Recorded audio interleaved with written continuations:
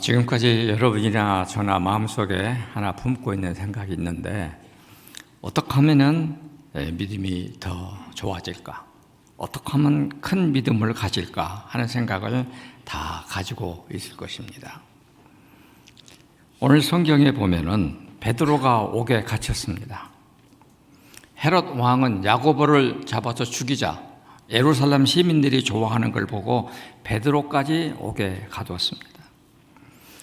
그러자 예루살렘 교회 교인들은 베드로를 위하여 간절히 기도하기 시작했습니다. 베드로가 석방될 수 있게 해달라고 기도했습니다. 그런데 기도한 대로 베드로가 풀려났습니다. 베드로가 기도하던 집에 문을 두드리는데 사람들은 뭐라고 그랬느냐?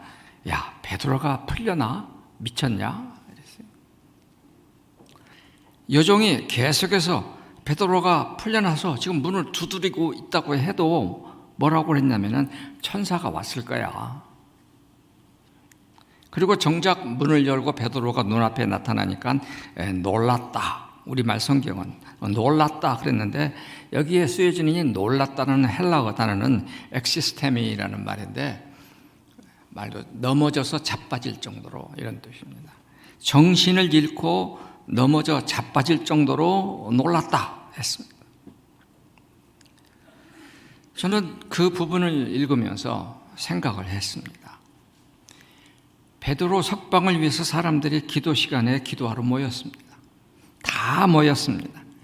그런데 과연 자발적으로 모였을까? 다른 사람이 가니까, 교인들이 옆집에 있는 교인이 기도하러 가니까 나도 체면상 어쩔 수 없이 기도하러 간 것 아닐까? 그리고 기도하러 가기는 갔지만 겉으로는 베드로가 꼭 풀려나기를 바란다는 그런 태도로 기도했겠지만, 속에는 베드로는 틀림없이 죽어, 야고보처럼 이러한 자기 답을 내리고 기도했던 것 아닐까? 어쩌면 이것이 그때 당시 예루살렘 교회의 교인들의 모습이라면, 그러면 우리는 어떨까요? 판단의 기준이 나에게 있는 게 아니고 너에게 있는 것 아니겠습니까?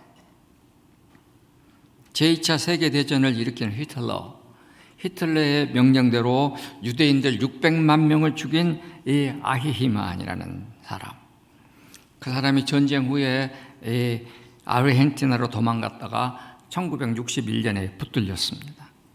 예루살렘에서 세계적인 재판이 열렸습니다. 그때 유대인 출신으로 프린스턴 대학교의 교수였던 한나 아른트라는 여자 교수가 재판에 처음부터 마지막까지 참석을 했고, 그리고 예루살렘의 아이히만이라는 책을 펴냈습니다. 그런데 이 한나 아른트 교수는 이런 말을 했어요. 그 엄청난 사람을 죽인 그 사람이 흔히 생각할 때에 뿔이 둘 달린 마귀인 줄 알았는데 너무나도 평범하고 잘생긴 옆집 남자였다는 것입니다. 똑같았다는 것입니다. 그리고 하는 말도 우리가 하는 말과 틀리지 않다는 것입니다. 나는 군인이고 군인으로서 상관의 명령을 받았으니까 명령받은 대로 충실히 했는데, 나는 충실한 군인으로 상 주기보다는 나를 이렇게 재판하느냐 하는 식의 답변을 했다는 것 아닙니까? 곰곰이 생각해 보면 우리도 동일한 답변을 그렇게 했을 것 같다는 생각이 듭니다. 모르긴 해도 예루살렘 교회 사람들이 너 왜 기도하러 왔느냐고 그렇게 했을 때, 다른 사람이 가니까, 다른 사람이 야고보처럼 베드로 죽는다고 하니까 나도 그렇게 생각했지, 다 이런 것 아니겠습니까? 그런데 한나 아른트 교수는 아주 중요한 사실을 지적했습니다. 너에게 책임을 돌리는 사람 누구냐? 나가 없는 사람이에요. 자기 자아가 없는 사람이에요. 자기 자존감을 잃어버린 사람이에요. 나를 잃어버림으로 인해서 우리 인간에게 있는 가장 중요한 이 하나님의 선물, 생각하는 기능, 생각하는 마음을 잃어버린 사람이 됐다는 것입니다. 한나 교수는 이렇게 말합니다. 생각하는 일은 정치적 자유가 있는 곳이라면 누구나 할 수 있는 일이고 누구나 그렇게 한다. 그러나 폭정 아래에서는 생각하는 일보다 생각하지 않고 행동하는 것이 훨씬 쉽다.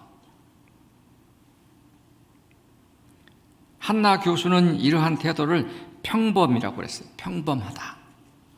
평범하다는 말을 했습니다. 누가 평범한 사람일까?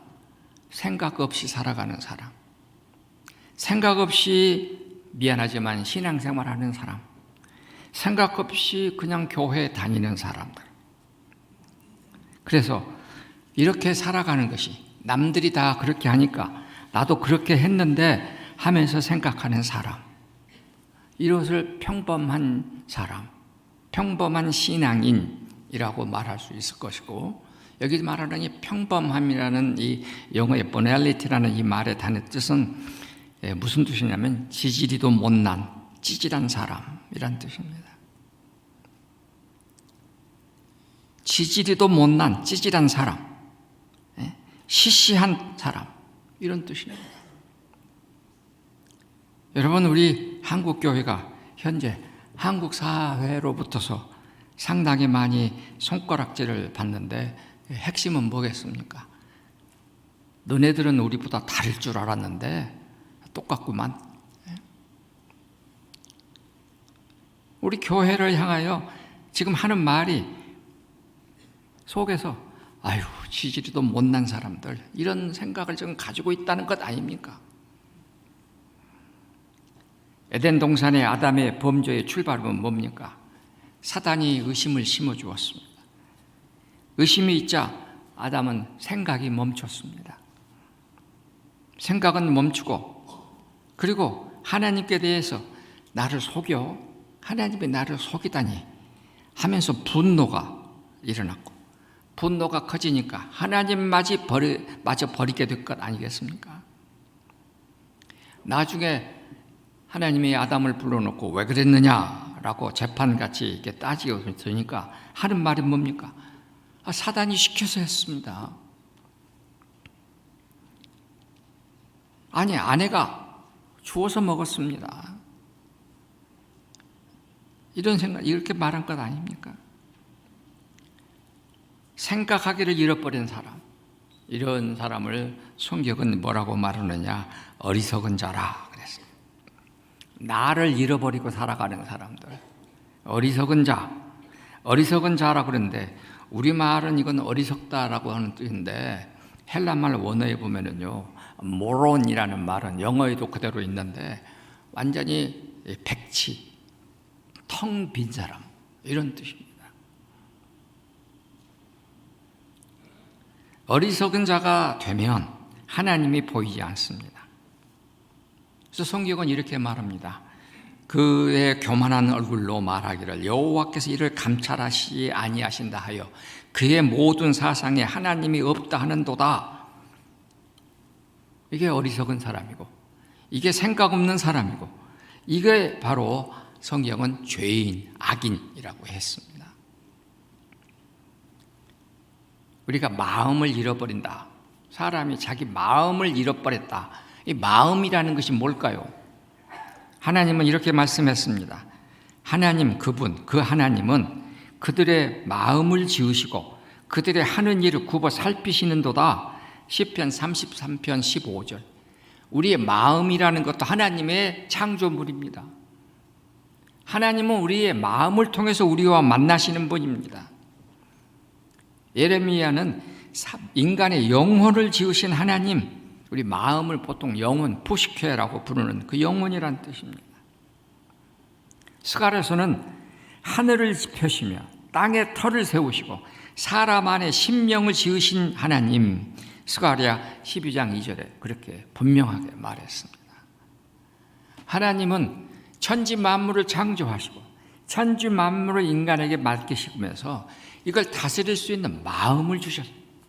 그리고 인간의 마음이 하나님과 연결됨으로써 우리는 이 세상을 다스릴 수 있는 지도자가 되고 지배자가 되는 것 아니겠습니까? 마음을 잃으면 어떻게 되느냐? 한 가지 알아야 될 것은 사람이 마음을 잃어버리는 것의 출발점도 자기 마음입니다. 또 마음을 되돌이키는 것도 동시에 자기 마음입니다. 우리의 모든 것의 출발은 마음에서 출발하는 겁니다. 그 출발점은 왜 마음을 잃어버리는가? 로마서 1장 19절에서는 20절에서는 하나님께 영광과 감사를 돌리지 않으면, 하나님께 영광과 감사를 돌리지 않으면 생각이 허망하여지고 미련한 마음이 어두워졌나니, 하나님으로부터 이 엄청난 것을 받은 우리가 하나님께 영광과 감사를 돌리지 않으면 생각이 허망하여지고 미련한 마음이 어두워졌고, 지금 아담에게도 그랬고 예루살렘 교회의 교인들에게도 그랬고 우리의 어른들에게도 우리의 선배님들에게도 그랬고 지금 우리들에게도 그렇습니다. 어쩌면 쉽고 편한 길로 가기를 원하는 여러분과 저, 책임은 다 남에게 돌리고 나는 쏙 빠지려고 하는 이런 마음, 우리 기독교인으로 삶으로서의 이 의무와 책임은 등한히 하고 하려고 하는 우리, 그래서 이제 다시 되돌아가야 되는 것입니다. 하나님과 나와의 올바른 관계로. 지금까지는 너오고 나오고 관계로 살았다면 이제는 나와 하나님과의 관계로 되돌아가야 하는 것입니다. 성경은 이렇게 말합니다. 형통한 날에는 기뻐하고 공고한 날에는 생각하라. 옛날 번역은 그랬습니다. 전도서 7장 14절에 형통한 날에는 기뻐하고 공고한 날에는 생각하라. 예, 우리가 생각하면서 사는 것입니다. 생각하면서 신앙생활하는 것입니다. 생각하면서 나의 오늘 하루하루를 우리가 이끌어가는 것입니다. 내가 나의 주인으로 사는 겁니다. 저는 역사를 공부하는 사람이었기 때문에 지금도 그렇고 항상 나 중심으로 살려고 노력하고 있습니다. 그래서 나와 하나님과의 관계. 그런데 역사 속에 보면은 나와 하나님 관계가 아닌 나하고 너와의 관계, 이렇게 살아가는 사람들을 보면은 대부분이 다 기독교 역사 2000년 역사에서 이런 사람들을 저는 일명 생계형 신앙인이라고 부르고 싶어요. 중세교회가 그랬고 살기 위해서, 먹고 살기 위해서 신앙하는 사람들 많습니다. 대부분이 우리 교회는 그쪽으로 가고 있었습니다. 그런데 다른 한쪽에서는 나와 하나님, 하나님과의 나와의 관계를 더욱더 중요시 여기고 그것을 지켜내기 위해서 몸부림치는 사람들이 있었습니다. 이 사람을 저는 신앙형, 신앙적 생계인이라, 신앙하기 위해서 사는 사람들. 그리고 그렇게 신앙을 위해서 살아가는 사람이 역사를 뒤바꿔 놓았습니다. 먹고 살기 위해서 신앙하는 사람은 잠자는 사람이라고 그랬고, 그리고 하나님의 영광과 감사를 돌리기 위해서 살아가는 사람들, 신앙이 우선이 된 사람들, 이런 사람들을 성경은 깨어있는 사람이라고 그랬습니다. 오늘 이 본문을 기록한 사도 바울 어떻습니까? 30살 될 때까지는 잠자는 사람이었습니다. 열심히 하는 것이 하나님의 일인 줄 알았던 참으로 생계형 신앙인이었습니다. 그렇게 해야지만이 자리를 유지할 수 있기 때문에 그렇게 해서 살았던 사람 아닙니까? 그러다가 예수님을 만났고 그리고 나서 자기의 삶이 뒤바뀌었고 이제는 신앙하기 위해서 사는 사람이 됐어요. 신앙형 생계를 가는 것입니다. 이게 진짜 성경에서 말하는 것이고, 바울은 또한 너희가 이 시기를 알거니와 자다가 깰 때가 벌써 되었느니라. 자다가 깰 때가 됐다. 낮에와 같이 단정해야 하고 방탕과 술 취하지 말고 음란과 호색하지 말고 쟁투와 시기하지 말고 정력을 위하여 육신의 일을 도모하지 말자. 바울이 그렇게 써놓은 것 아닙니까?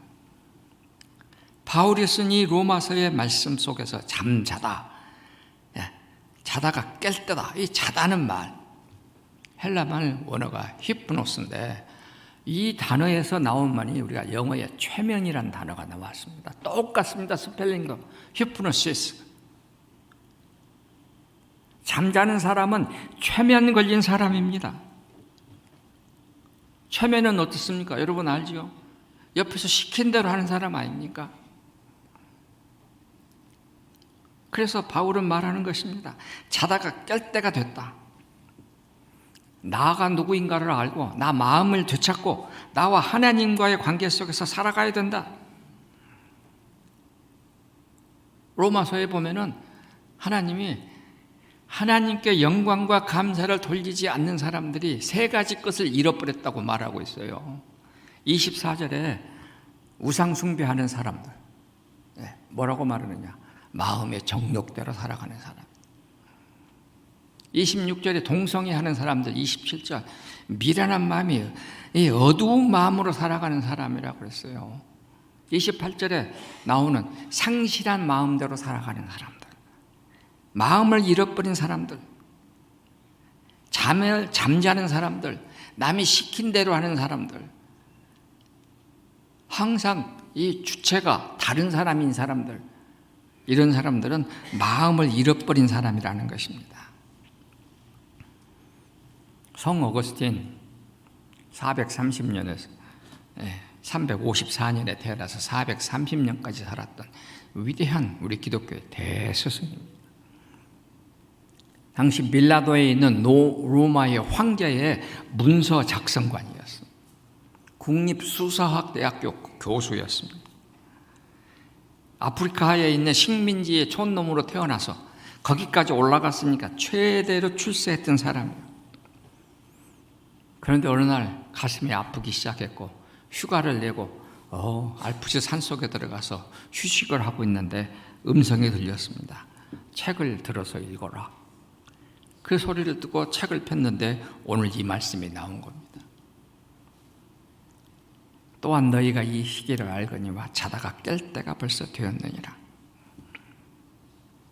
어거스틴은 그 말씀 속에 깨달음을 갖고 그 관직을 다 내버리고 고향에 내려가서 아프리카로 돌아가서 거기에서 평생 동안 35년 동안 목회자로 살았습니다.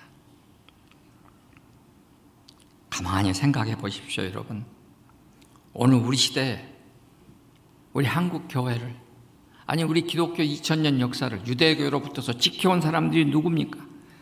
이세벨과 아합이 그 난리를 치던 그 시절에 바알에게 무릎 꿇지 않은 7,000명 의인이 있었다고 했듯이, 히틀러의 그 난리 칠 때에 유대인들을 숨겨줬던 오스카 쉰들러가 있었듯이 오늘 우리 한국 역사에서도 자다가 깬 사람들이 있었습니다.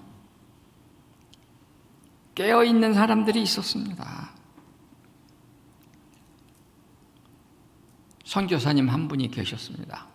타마자 선교사라고 한국 이름을 말하는데 탈미지라는 이 선교사가 있었고, 그 선교사님의 딸이 경주 문화고등학교의 교장이었던 프로보스트 선교사의 부인이었어요. 그런데 이분은 일제만렵에 선교사들의 모든 재산을 총괄을 맡은 사람이었기 때문에 세부 지도, 그 다음에 미국 방송을 듣기 위해서 단파 라디오, 그때 당시 우리나라에 오는 선교사들은 호신용으로 권총을 다 가지고 있었거든요. 그래서 권총, 그래가지고 미군들이 쳐들어오면은 그 통신해 주려고 했다는 스파이 혐의로 감옥에 들어갔어요. 붙들려 갔습니다. 그래서 100일 동안 감옥에 있었습니다. 그런데 그 옆에 방에 자기가 잘 아는 한국 사람 한 20여 명이 수감됐어서 죽도록 고문당하는 걸 봤습니다. 내용인즉슨 신사참배 거부했다고 붙들려 온 사람들이었습니다. 얼마나 고문하고 얼마나 심하게 했느냐.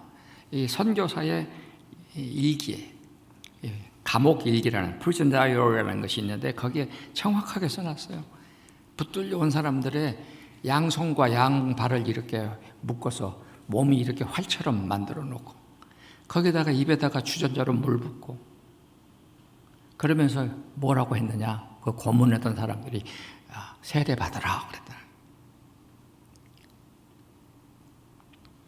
세례 받는다 그랬대요. 그리고 이걸 풀어서 양손과 양팔을 이렇게 묶고 줄을 대들보에 걸어서 끌어대면 온몸이 이렇게 다, 그러면 몸무게에 의해서 다 근육이 풀어지고 찢어지고 아프고 고통하면은 십자가에 못 박힌다. 예수도 십자가에 못 박혔지 않냐? 하면서 조롱하더라는 거예요. 이게 선교사가 쓰는 기록에 정확하게 나와 있어요. 근데 그 20여 명의 사람들이 끝까지 버티고 신사참배를 반대했고 나중에 그 중에 풀려난 사람 중에 목사님 되신 분, 전도사님 되신 분, 장로님 되신 분, 순교자가 되신 분 많이 계셨습니다. 저는 지난 7월 달에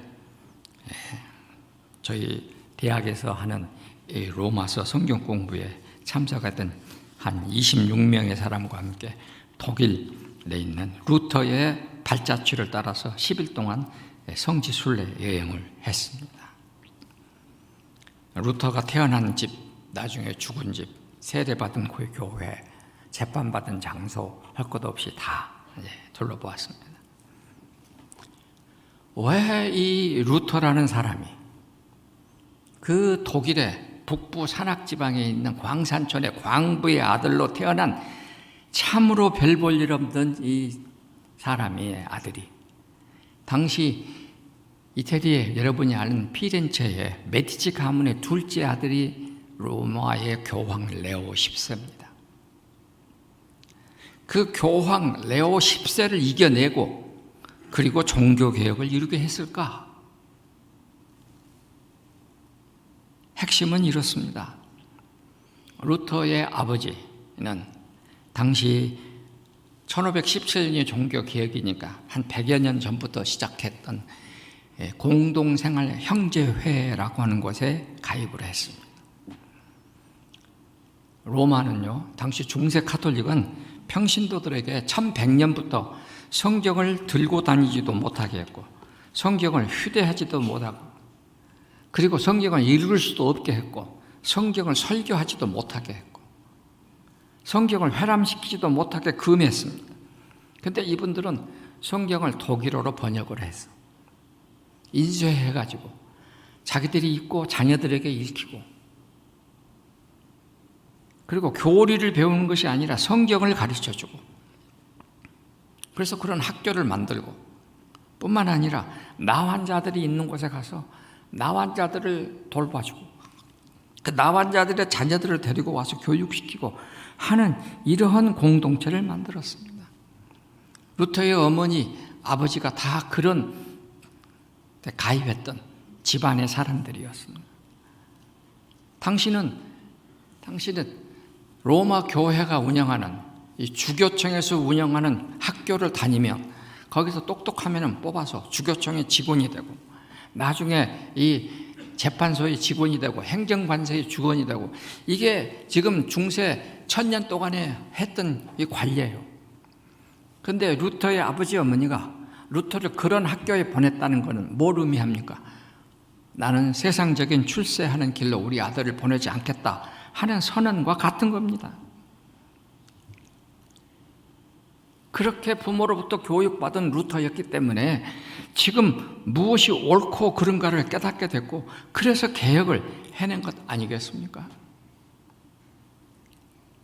분명하게 나는 누구인가 질문하면서 살았을 겁니다. 제가 아주 존경하는 의사 선교사 한 분이 계십니다. 허버트 카딩턴이라고 하는 선교사인데 1920년생이신데 이분은 아버지도 의사고 할아버지도 의사고 본인도 아이비리그에 속하는 코넬 의과대학을 나왔어요.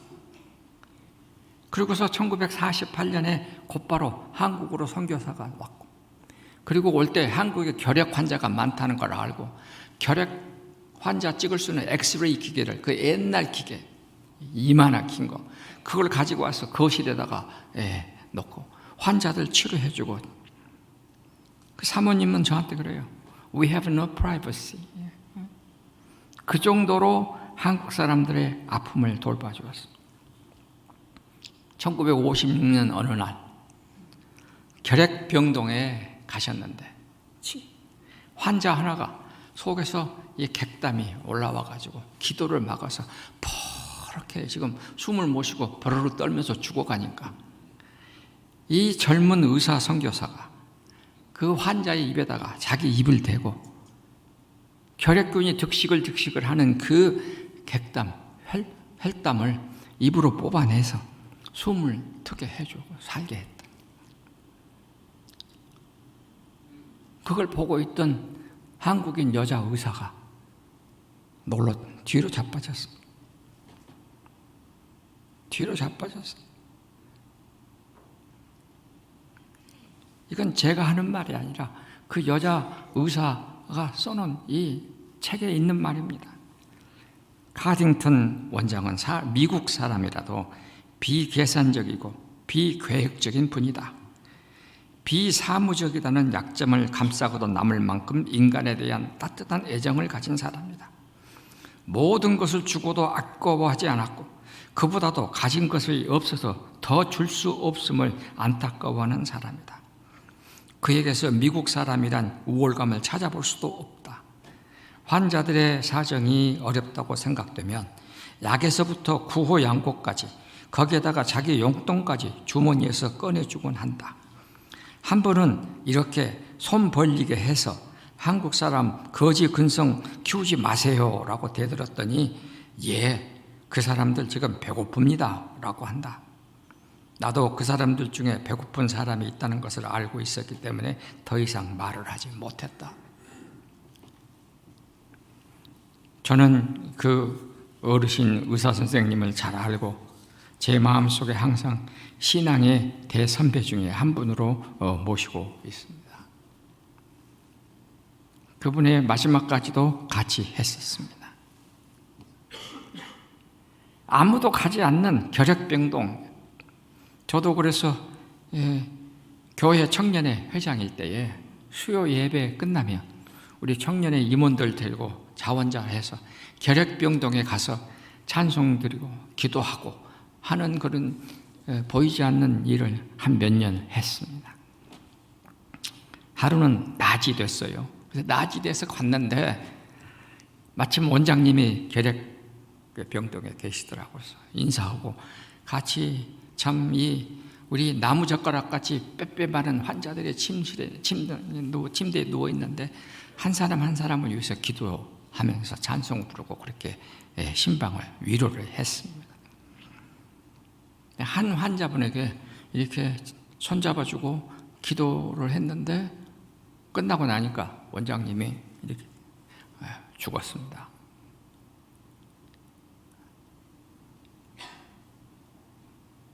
그런 일도 있었습니다. 예수님 믿고 산다는 게 뭘까? 우리 한번 스스로 고민을 해봐야 됩니다.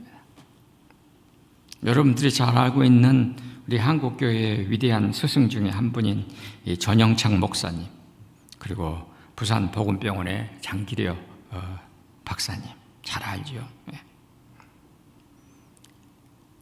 오래전에 문성근 씨가 만든 그 다큐 보면은 위대한 현대인 해가지고 장기려 박사 편이 있었습니다. 우연히 제가 그 장기려 박사 편 이야기를 보게 됐습니다. 전쟁 끝나고 그 어려웠던 시절에 영도 제3병원에서 3교회에서 전영창 목사가 미군들로부터 천막을 얻어와가지고 천막을 치고 지금 이제 천막 진료소, 복음 진료소를 시작했지 않습니까? 그때에 20살 됐던 박영훈, 당시 중학교 학생이었다고 그래요. 본인이 하시는 말씀이니까.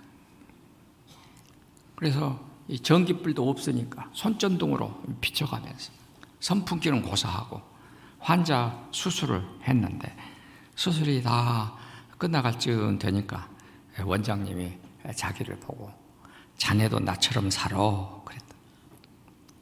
그래서 이 박영우는 당시 20살이었기 때문에 선생님처럼 살면 바보 소리 듣는데요. 그냥 방금 대답에 나왔다는 겁니다.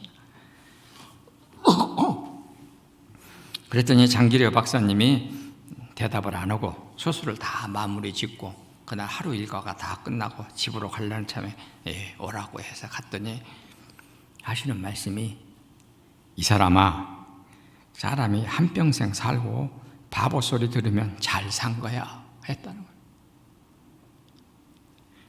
70이 되신 이 박용훈 부산보건병원 제2대 원장이 그 다큐에 나와서 눈물이 글썽글썽 하면서 그 순간을 회상하는 모습을 저는 지금도 눈에 선합니다. 여러분, 예수 믿고 한평생 살고 바보 소리 들으면 잘 믿은 겁니다. 바로 그렇게 믿는 것입니다. 오늘 우리 한국교회가 힘을 잃어갔다고 한탄하지 마시고 내가 먼저 바보 소리 들으면서 살아가도록 신앙인으로 살아가도록 한번 노력해 보십시오. 이것이 자다가 깨는 겁니다. 이것이 우리의 어두웠던 영혼을 깨우는 것입니다. 이 바울의 이 깨달음이 어거스틴을 깨웠고 이것이 오늘 우리 한국교회를 다시 깨우게 될 줄로 믿습니다. 우리 상남교회가 창원뿐만 아니라 이 지역을 깨우는 자다가 깬 교회가 되리라고 저는 믿습니다. 여러분의 70년사 역사를 쓰다 보니까 여러분의 선배들은 다 그렇게 했어요. 오늘 우리가 못하고 있을 뿐이지 꼭 그렇게 자다가 깬 교회로 우리가 다시 한번 되살아나기를 간절히 바라는 마음입니다.